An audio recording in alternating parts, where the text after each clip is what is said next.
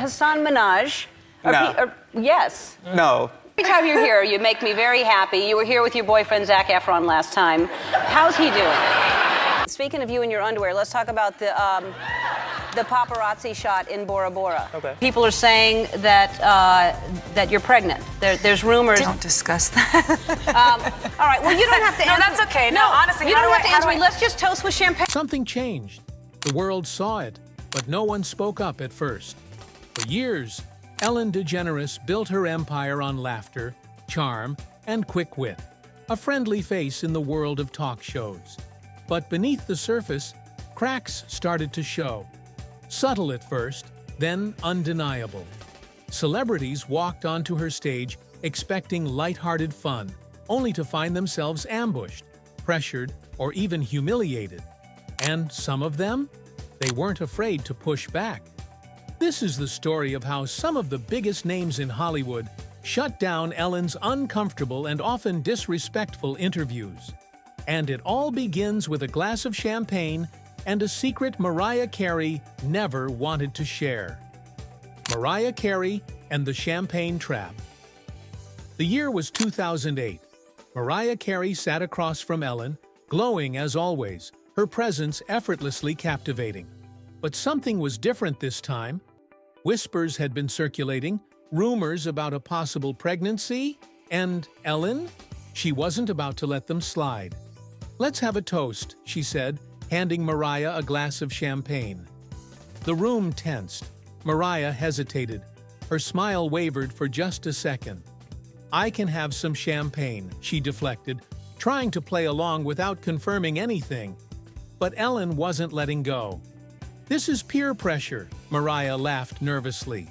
Ellen pushed. "You're pregnant." The laughter in the room felt forced, strained. And weeks later, the truth surfaced. Mariah had been pregnant, but suffered a miscarriage shortly after. Looking back, the moment felt even worse. A joke? A fun segment? Or something cruel hiding behind the disguise of humor? Celine Dion defends her son. Some moments weren't just awkward, they were personal. Celine Dion knows a thing or two about handling the public eye, but even she wasn't expecting to be questioned about her child's appearance on live television. "When are you going to cut his hair?" Ellen asked, looking at a photo of Celine's son. It was meant to be lighthearted, a joke maybe. But Celine didn't laugh. She leaned forward, a firm but calm expression on her face. "Do you have a problem with that?" The shift in the air was unmistakable. Ellen hesitated, chuckled, tried to backtrack, but the damage was done. Celine wasn't just defending her son, she was challenging the idea that his hair, his choices, needed anyone's approval. And in that moment, she made it clear. Some jokes aren't jokes at all.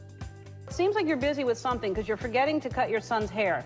Right. Look at him. He is beautiful, but look at his hair. When are you going to cut that hair? Do you have a problem with that? No, I don't have a problem. That is some long hair. You know, I have to say, it's amazing, right? You cut some people shave the head of their children. And people say, "Oh, isn't that terrible?"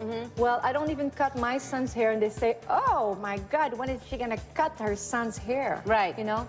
Justin Bieber's uncomfortable moment. It was supposed to be just another interview. Justin Bieber had been on Ellen's show countless times before, but this time, things felt different. A paparazzi photo had surfaced. Him, in Bora Bora, barely clothed, a woman in the background, and Ellen, she couldn't help but press. "Who's the girl in the bed?" she asked, her smile unwavering. Justin's face burned red. He shifted in his seat, tried to laugh it off. "She's just a friend," he mumbled. But Ellen wasn't finished. "You were just naked with your friend?" The audience roared. Justin, clearly embarrassed, dropped his head into his hands. "Why are you putting me on the spot like this?" he whispered. But it didn't matter. Ellen had her moment, the viral clip she wanted. Whether he was comfortable with it or not, that was never the priority. So you are obviously in a private bungalow. Yep. And because usually we're all pretty good at spotting paparazzi. Yeah. They hide in boats Yeah. and pretend to be fishermen, Yeah. and we're like, Yeah. you're paparazzi. I mean, we're Yeah. pretty good at it. How did you not see that there was paparazzi there? Well, I just didn't see them. I think I wasn't really looking out for them either, so. Was there a boat, when you think back on it now, can you see where they may have been? Were they Yeah, in a boat? yeah, they're definitely in a boat. Yeah. Mm-hmm. And how quickly after that was shot did you realize that happened? Did that go on wire right away? Yeah, it was pretty much like a couple days. It was like a couple days later, Scooter hit me. He was like, "Yo, I hate to tell you this, but your penis is on the internet." Mm-hmm. I was like, "What? How does it?" And so then the first thing I saw was like the censored one, and it had like the black thing over it. And I'm like, "Oh my goodness, like I don't know what this is gonna look like." And then it wasn't as like bad as I thought it was gonna be. Yeah. Taylor Swift and Ellen's dating obsession.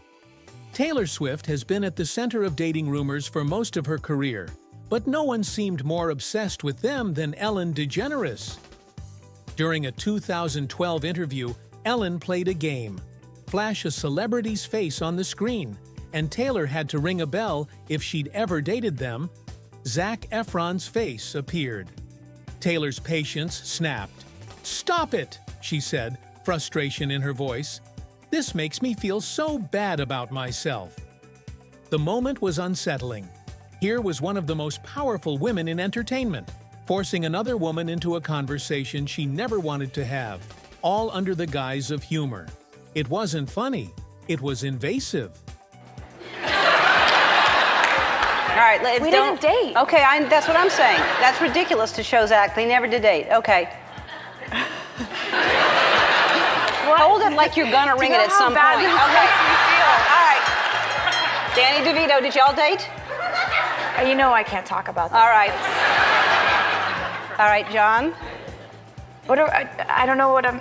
You're supposed to ring. But I don't want to. I don't want to. All right, I'll ring. Because they'll send me angry emails, Here. and I don't want to get them. I'll hold it for you. Dakota Johnson's viral clapback.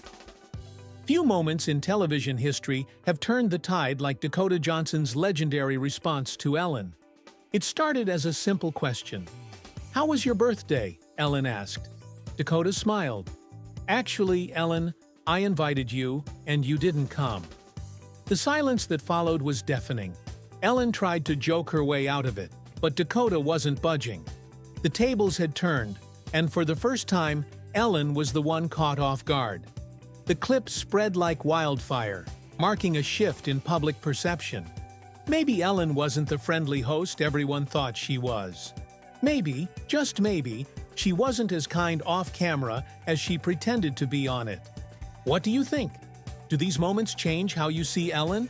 Let us know in the comments. And if you enjoyed this deep dive, don't forget to like, share, and subscribe for more eye-opening stories. Thanks for watching.